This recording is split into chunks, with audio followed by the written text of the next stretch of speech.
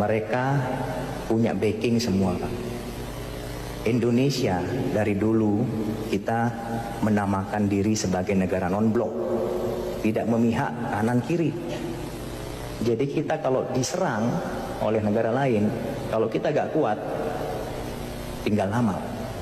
Tapi negara tetangga kita seperti Selandia Baru, Australia, Singapura, Malaysia, Inggris, ini membentuk yang namanya FPDA, Five Power Defense Agreement. Jadi organisasi ini adalah organisasi persemakmuran Inggris Raya. Kalau Malaysia misalnya diserang oleh negara lain, maka 5 negara ini juga akan membantu. Kalau Singapura perang sama kita, Pak, bukan hanya Singapura yang menyerang kita, tapi 5 negara ini akan menyerang kita juga. Makanya mereka bergaya, Pak, gak takut. Malaysia sudah mencaplok Sipadan Ligitan, kalah kita. Nah ini di belakangnya banyak nih, ada Selandia Baru, ada Australia, ada Inggris, kalah. Sipadan Ligitan lepas ke Malaysia. Ini Pak, Sipadan Ligitan, Blok Ambalat, ini Malaysia. Singapura yang negaranya kecil, ya, sebesar kota Malang, dia berani-beraninya, Pak, melaksanakan reklamasi pantai ke arah kita. Berani-beraninya dia tidak setuju menolak nama KRI Usman Harun. Apa hubungannya? Kok berani negara kecil? Ya berani karena ini, Pak, di belakangnya. Indonesia takut.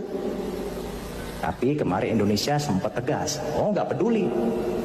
Bagi saya Usman Harun itu adalah pahlawan. Bagi Anda mungkin ya silakan. Pemberontak kami gak ada urusan. Tapi bagi kami Usman Harun adalah pahlawan. Nah itu hebat.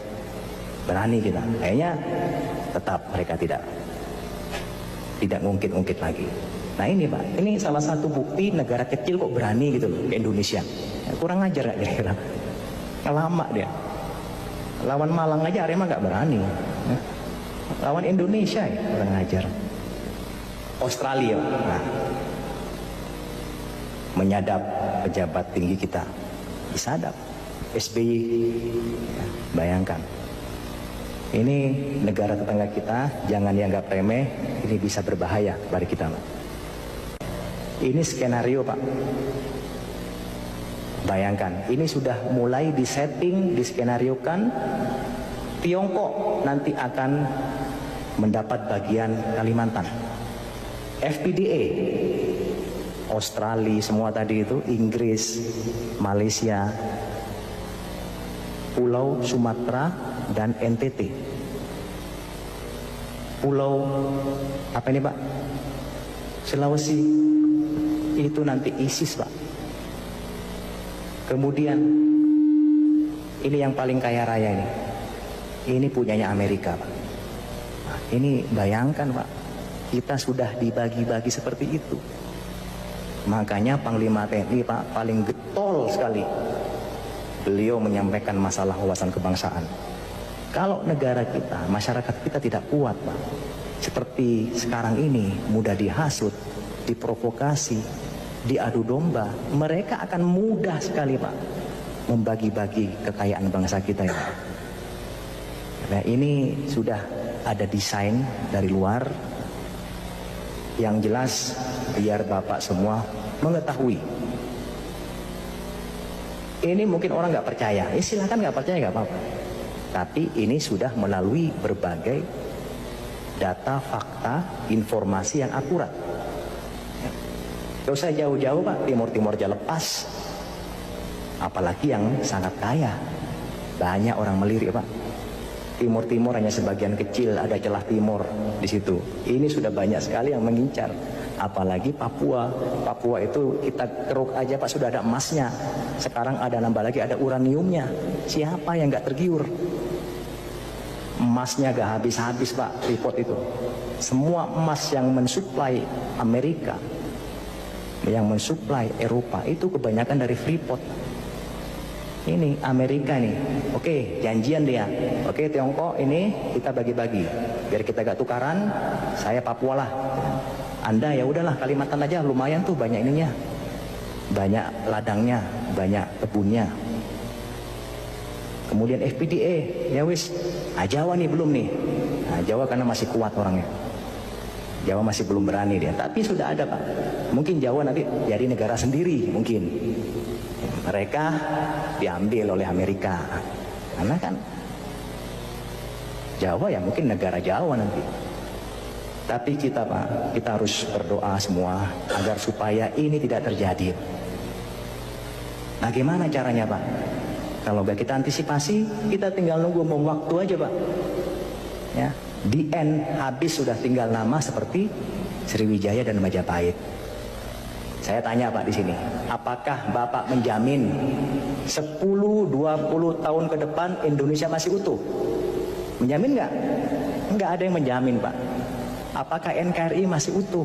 Nggak ada yang menjamin. Uang Timur lepas, sudah bukan NKRI lagi, itu kurang satu udah. Nanti lepas semua, tinggal negara Jawa. Ya udah, kita aja di sinilah. Ya kan? Ini Pak. Kalau gak diantisipasi dengan baik, bisa terjadi Pak, tidak ada yang tidak mungkin. Seperti dulu waktu masyarakat zaman Sriwijaya maupun zamannya Majapahit, oh gak mungkin Majapahit lepas hancur, kita kuat kok. Negara asing gak mungkin berani ke sini. Kita punya pasukan, bala tentara yang sangat hebat. Gak ada yang menyangka. Tapi negara asing lebih pintar Pak, diadu domba, diprovokasi, hancur dengan sendirinya. Sama, kita sekarang dalam proses seperti itu Pak. Kita diadu domba, kita dihasut, kita diprovokasi, di media sosial dibikin informasi yang ngarang-ngarang. Akhirnya kita terhasut, kita marah, berantem, mereka senang Pak. TNI Polri berantem, wah senang mereka. TNI-nya udah mulai sama polisi sudah berantem nih, wah senang. Wah umat Islamnya ini sudah mulai berantem nih, wah bagus, senang. Oleh karena itu, Bung Karno pernah mengatakan Pak, perjuanganku lebih mudah karena mengusir penjajah, tapi perjuanganmu akan lebih sulit karena melawan bangsamu sendiri. Mereka menggunakan bangsa kita sendiri Pak, kasihan, kita menjadi korban. Memang itu sudah ada Pak, tapi semua itu desain yang lebih besar yang saya lihat tadi, itu ada dari negara. Mengobati sakit gigi.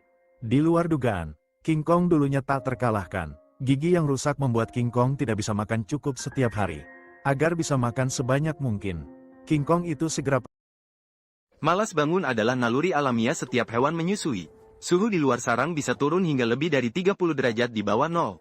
Tidak ada yang ingin bangun. Namun, sang ibu beruang kutub di dalam sarang harus pergi menjauh. Dia telah menyusui anak beruang kutubnya selama 3 bulan berturut-turut. Tiap hari kehilangan hingga hampir 1 kilogram lemak. Tidak bisa terus seperti ini. Dia harus pergi mencari makanan. Namun tempat mangsa terdekat berjarak lebih dari 150 km dari sarang. Kemungkinan bayi beruang tidak dapat mengikuti langkahnya. Namun mereka tidak punya pilihan. Jika tidak mencari makan, bukan hanya beruang kutub muda, bahkan sang ibu beruang kutub juga sulit untuk bertahan hidup. Tidak diragukan lagi, ini adalah ujian besar. Saat matahari terbit, mereka siap berangkat. Ini adalah beruang kutub muda. Pertama kali mengenal dunia di luar sarang. Lingkungan yang asing membuat mereka merasa takut. Bahkan seekor kelinci yang tidak memiliki sifat agresif membuat anak beruang kutub kecil ketakutan dan tidak bisa bergerak. Tapi suatu hari nanti, mereka akan menjadi predator terkuat di daratan ini. Sekarang yang harus mereka lakukan adalah mendengarkan ibu mereka. Mengurangi rasa ingin tahu. Jangan berjalan kemana-mana. Cukup ikuti ibu mereka dengan erat. Setelah melewati hutan ini, mereka perlu selalu waspada. Lapisan es di depan pantai adalah wilayah serigala. Serigala akan berkeliaran di dekat wilayah mereka untuk mencari mangsa yang masuk ke wilayah mereka. Anak beruang kutub juga termasuk dalam daftar makanannya. Sang ibu tunggal juga menyadari hal ini. Dia berada 8 km dari jarak serigala. Dia sudah merasakan bau serigala, memutuskan untuk mengambil jalan lain, menjauhi serigala semaksimal mungkin. Dia perlu mempercepat langkah. Namun saat itu anak beruang kutub tidak mampu mengikuti langkahannya. Bau dari beruang kutub mulai menyebarkan. Serigala juga menyadarinya. Akhirnya mereka ditemukan oleh 2 serigala yang sedang berpatroli. Mereka mengawasi dengan penuh perhatian ke arah kutub utara. Bayi beruang kutub, tapi karena jumlahnya kurang, mereka tidak berani menyerang dengan gegabah. Hanya ada 2 serigala. Namun induk beruang kutub dengan mudah menghadapinya. Namun pada akhirnya, itu adalah wilayah orang lain. Kabur adalah pilihan terbaik. Meskipun beruang kutub ibu berhasil membawa bayi-bayinya menjauhi serigala. Namun tantangan sesungguhnya baru saja dimulai. Mereka akan segera menghadapi perjalanan es laut selama lebih dari 4 bulan. Ini akan menjadi kunci kesuksesan atau kegagalan. Jika mereka tidak bisa menemukan makanan, mereka akan kehilangan nyawa mereka di atas es. 2 bayi yang merengek untuk disusui. Menunggu ibu untuk berhenti sejenak. Namun sang ibu beruang kutub tidak bisa berhenti. Dari musim semi hingga musim panas, mereka harus di Teluk Hudson yang membeku, mencari makanan yang diperlukan untuk bertahan hidup. Perjalanan keseluruhan adalah sekitar 3,200 km. Selama periode ini, tidak boleh berhenti sebentar pun. Setiap hari harus bekerja keras untuk makanan. Kekuatan kedua beruang muda sudah hampir habis, terutama adik perempuan yang lebih kecil. Kedua saudara tersebut mulai terus-menerus mencari makanan. Hal ini juga menyebabkan kecepatan perjalanan mereka melambat secara signifikan. Beruang muda yang lelah saat ini hanya ingin istirahat dan makan.